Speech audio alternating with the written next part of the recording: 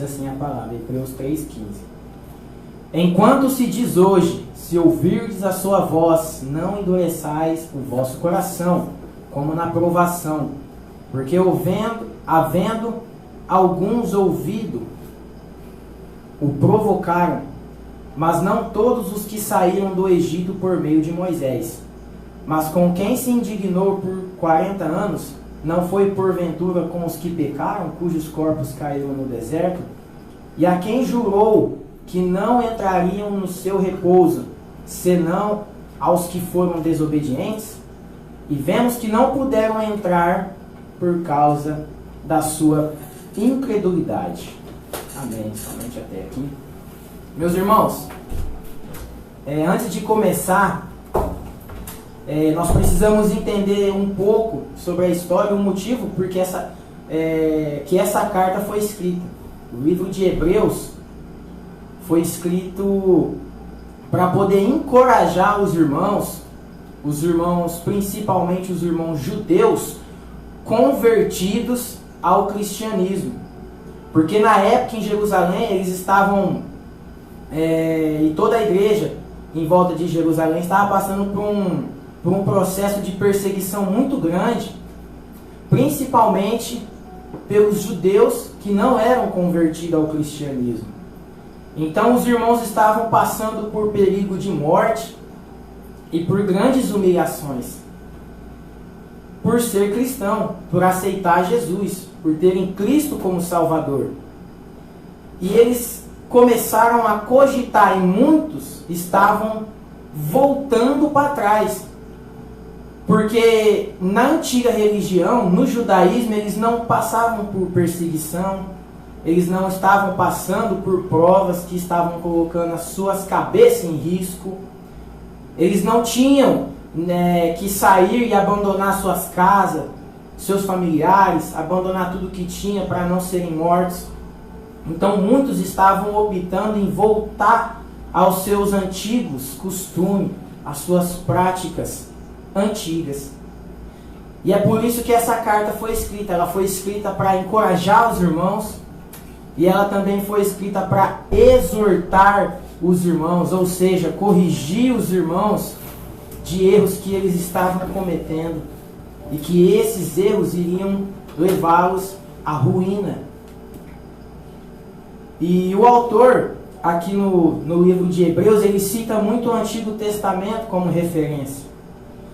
E em especial no capítulo 3, ele vai dar um exemplo dos nossos antepassados, dos nossos irmãos que saíram do Egito, a qual Deus usou Moisés para tirar.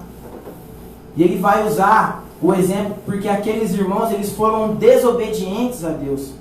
Mesmo Deus fazendo todos aqueles milagres, mesmo Deus tirando, Deus fez sinais, enviando pragas no Egito em favor do povo. Deus tirou o povo do Egito, abriu o mar vermelho.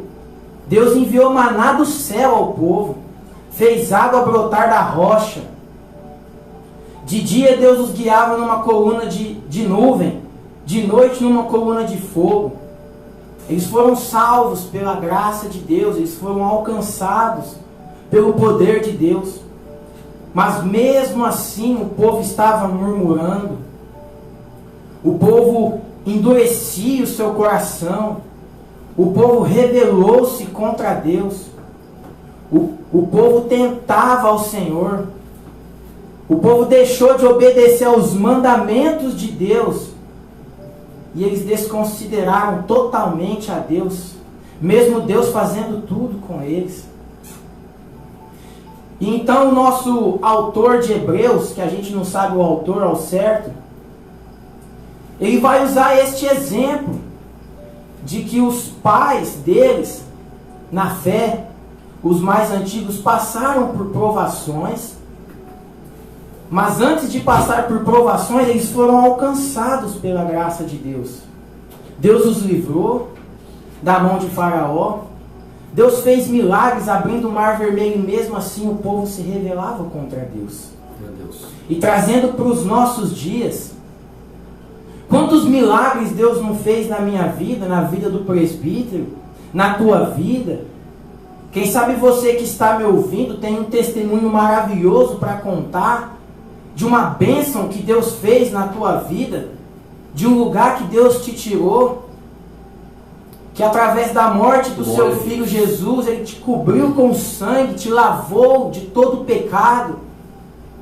Mas quem sabe você está pensando em voltar para trás, para os seus antigos costumes. E nós vamos aprender aqui com essa palavra simples, de que isso é um perigo. De que isso é um perigo quando nós decidimos nos rebelar contra Deus. Quando nós decidimos ser ingratos ao nosso Deus. Porque por mais que nada esteja acontecendo como a gente quer, por mais que a minha vida financeira não vai como eu quero, por mais que a minha saúde não vai como eu quero, mas o mais importante é que eu tenho Jesus comigo, Maravilha. Eu tenho Deus comigo, e Deus está guiando a minha vida. Esse é o mais importante na minha vida, na tua vida. Quem sabe você se afastou do Evangelho, se afastou dos irmãos, se afastou do corpo de Cristo. Mas eu tenho certeza que hoje, através dessa palavra, Deus vai estar te convencendo mais uma vez de que você precisa voltar aos braços do Senhor e de que você precisa tomar uma decisão na sua vida. Louvado seja Deus. E nós vamos aprender aqui. O autor do livro, ele vai estar exortando os irmãos, comparando eles ao povo que saiu do Egito, e dizendo e mostrando as consequências da desobediência a Deus. E aqui eu já quero aplicar para a nossa vida. Para nós que estamos na igreja, para nós que somos igreja, dizemos ser cristãos, mas que estamos vivendo uma vida de desobediência ao nosso Deus. Qual o crédito que nós estamos dando à palavra de Deus? O que será que estamos fazendo nesse tempo onde as igrejas estão fechadas, onde tem estados que não estão podendo congregar? O que nós estamos fazendo para nos achegar até Deus? Será que estamos usando do simples, que é a oração e que é a leitura da palavra? Ou será que estamos deixando de lado tudo aquilo que Deus tem para nos dar, para ficar na frente de uma televisão, perdendo o nosso tempo, assistindo séries, Netflix, Facebook, WhatsApp, coisas que não vão nos edificar? Coisas que ao invés de nos aproximar da presença de Deus, vai nos atrapalhar, vai nos embaraçar, e nós estamos buscando isso. O que será que anda saindo da nossa boca? O que será que estamos vendo e alimentando a nossa alma, e muitas das vezes trazendo para dentro da nossa casa, para a nossa família assistir, ver e contemplar? Nós temos que tomar muito cuidado, meus irmãos. Existe um ditado aí fora, que nós somos aquilo que nós comemos. No sentido de saúde, isso é verdade. Se eu me alimento mal, eu vou ter uma saúde ruim. Mas no sentido espiritual é a mesma coisa. Eu sou espiritualmente aquilo que eu me alimento. Se eu me alimento somente de coisas ruins, a minha vida espiritual não vai ser boa. A minha vida interna com Deus não vai ser boa. Eu não vou ter um relacionamento, um encontro verdadeiro com Deus, enquanto eu não tomar uma decisão de servir a Deus verdadeiramente. E quando eu digo servir a Deus, é no nosso interior, é na nossa vida pessoal. Louvado seja Deus. E as consequências da desobediência, a ira de Deus caiu sobre aquele povo. Eles foram mortos e destruídos. E a maioria não entrou na terra prometida, e o mais importante, eles perderam a salvação. A gente, estudando a Bíblia, a gente vê que somente os jovens de 20 anos para baixo que entrou na terra prometida, que entrou em Canaã, a terra que outrora Deus havia prometido a todo o povo hebreu. Mas por que Deus prometeu e eles não entraram na terra? Será que Deus foi infiel? Não, Deus não foi infiel. Mas quem foi infiel foi o povo. Porque todos nós temos uma promessa de Deus. Todos nós. E qual que é essa promessa? Que nós vamos morar no céu. Que Jesus logo vem para nos buscar. que todo esse sofrimento, essa angústia, essa dor que nós estamos passando, ela não há de se comparar com a glória que nos será revelada. Deus vai vir e vai sarar todas as nossas feridas quando nós subirmos. Mas essa promessa, eu só vou alcançar ela se eu me colocar na presença de Deus, se eu obedecer a palavra de Deus, se eu tomar uma decisão de servir a Deus verdadeiramente e não ficar para lá e para cá. Porque Deus prometeu a terra ao povo, mas tinha uma condição para que o povo alcançasse a terra. O povo tinha que ter fé, confiar em Deus, seguir os mandamentos de Deus, porque Deus instituiu mandamentos para que o povo pudesse andar. O povo tinha que ser santo, e muitas das vezes o povo optava por adorar outros deuses. Abençoe, Jesus. O povo murmurava contra Deus. O povo se rebelava contra o próprio Deus que tirou eles do Egito e que deu o melhor a eles, que sustentou, que deu maná. E muitas das vezes tem muitas pessoas fazendo isso. Após Deus libertar, Deus tirar da escravidão do pecado, Deus sarar, Deus curar, e muitos estão se rebelando contra Deus. Muitos já não oram como antes. Muitos já não têm uma vida espiritual como antes. E muitos não dão testemunho como antes. E ainda dão o que falar. Mas Deus quer te limpar, Deus quer me limpar, Deus quer fazer nós perfeitos na sua presença. E aqui o autor, ele vai dar argumentos para que nós venhamos a aprender com o exemplo dos nossos irmãos do antepassado.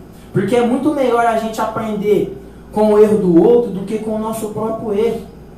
Porque se nós continuarmos errando, pode ser que a gente não tenha tempo de se arrepender e de se reconciliar com Deus. E nessa noite é noite de reconciliação. É noite onde Deus quer transformar a sua vida, a minha vida. Deus quer nos dar um novo entendimento. Deus quer abrir os nossos olhos espirituais para que nós deixemos de enxergar as coisas dessa vida. Porque vamos morrer e tudo vai ficar aqui. Não vamos levar nada. E a nossa alma como está? Louvado seja Deus. E eu quero dar 2 conselhos bíblicos, mas antes eu quero dizer que muitas pessoas, presbítero, se confundem pensando o quê?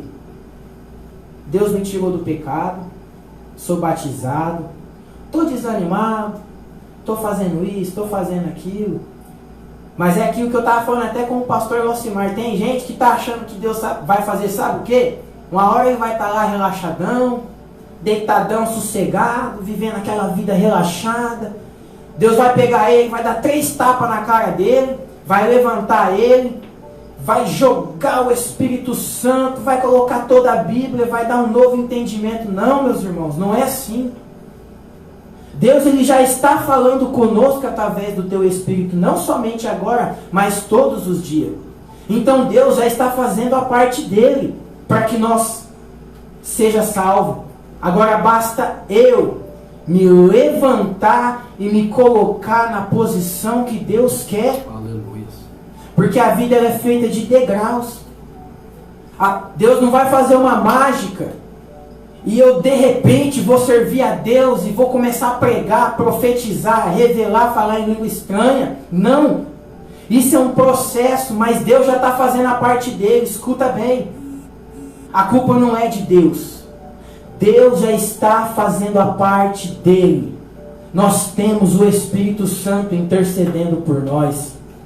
Basta nós nos colocarmos na posição que Deus estabeleceu para nós, para que nós possamos experimentar o maior de Deus em nossas vidas. E o primeiro conselho bíblico está aqui, Hebreus 3:12. Olha o que o nosso irmão vai dizer. Vede, irmãos, que nunca haja em qualquer de vós um coração mau e infiel para se apartar do Deus vivo. Nós não podemos ter um coração mau e infiel, porque isso nos aparta, isso nos tira da presença de Deus. Por isso que nós temos que estar conectados na palavra de Deus. Porque a partir do momento que eu deixo, que eu abandono a prática da oração, a prática da leitura, a prática de estar em comunhão com o corpo, que é a igreja, eu começo a me afastar da sua palavra, o meu coração vai começar a se contaminar com as coisas do mundo. E eu vou me tornar infiel ao nosso Deus. E eu vou me apartar de Deus. E o segundo conselho bíblico, que está no capítulo 4, verso 11. Procuremos, pois, entrar naquele repouso, para que ninguém caia no mesmo exemplo de desobediência. Então, o segundo conselho é a obediência a Deus. Esse é um segredo crucial na nossa vida, que é obedecer ao nosso Deus. Porque muitas das vezes, quem sabe você está ouvindo essa palavra e está com seu coração fechado, porque é uma palavra, quem sabe, dura, mas é uma palavra que promove vida e vida eterna. Porque um pai, quando corrige um filho, ele não corrige um filho porque ele quer ver o mal do filho, ele corrige porque ele quer ver o bem do filho. Você que é pai, você que é filho, você quem sabe não é pai, mas vê isso acontecer. Eu tenho filho, eu sei como que é. Se eu abrir o portão, meu filho é criança, não tem nem 2 anos, ele vai sair correndo, quem sabe um carro vai passar em cima dele e vai acontecer o pior. Aí entra o papel do pai de corrigir, porque a visão do pai ela não é igual à visão do filho. A visão do pai ela vai além da visão do filho. O filho não enxerga que ele vai sair correndo e o carro vai atropelar ele. Assim como nós não enxergamos muitas das vezes que o nosso caminho, que a nossa vida, que o nosso íntimo, as nossas atitudes e ações vão nos levar à ruína. Mas Deus sabe disso, por isso que Deus nos exorta e nos corrige através da sua palavra, e é por isso que Deus está nos corrigindo hoje, para que nós não possamos cair no erro da desobediência.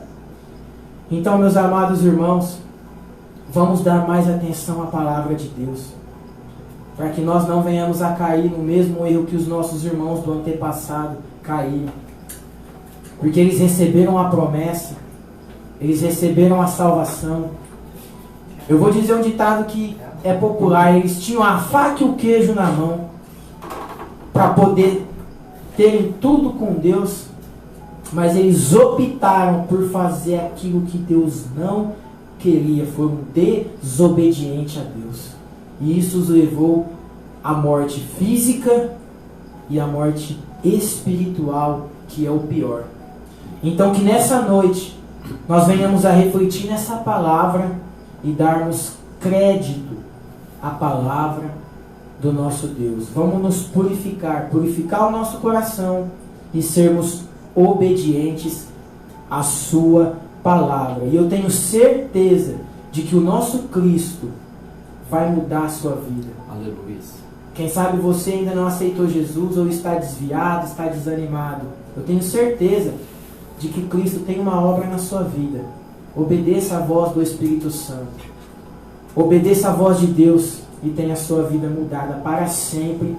Em nome de Jesus, eu agradeço a minha rica oportunidade. Em nome de Jesus.